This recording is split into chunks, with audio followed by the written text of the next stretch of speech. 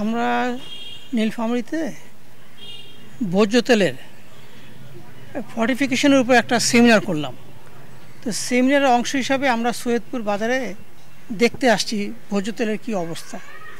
তো একটা গোডাউনে দেখলাম এখানে মানসম্মত মোটেও হচ্ছে না। এখানে পাম অয়েল দেখলাম, কিছু সয়াবিন তেলের ড্রাম দেখলাম, যে ড্রামগুলো অপরিষ্কার এবং প্রপারলি তারা ড্রামজাত করে নাই, যেটা মানে স্বাস্থ্যের জন্য মারাত্মক ঝুঁকিপূর্ণ।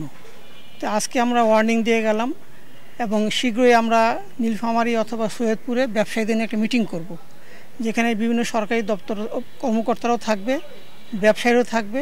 তাদের কি করতে হবে করণীয় বর্জনে এই বিষয়ে আমরা পরামর্শ দেব, পরবর্তীতে আমরা সরকারের আইন প্রয়োগ করব। এটি আমাদের মূল উদ্দেশ্য। আমরা একটা মেসেজ পেয়ে গেছি এখানকার কী অবস্থা। আমরা এখন যেই গ্রামেই যাব একই চিত্র পাবো।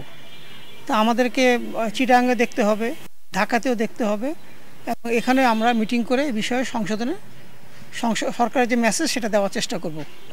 অবশ্যই আমরা যেখানে যে মূল সাপ্লাই করে পাইকারি, সেখানে আমরা অভিযান করব এবং ওখানে আমরা নজর দেব, চিটাগাং, ঢাকা, বড় বড় হাবগুলোতে।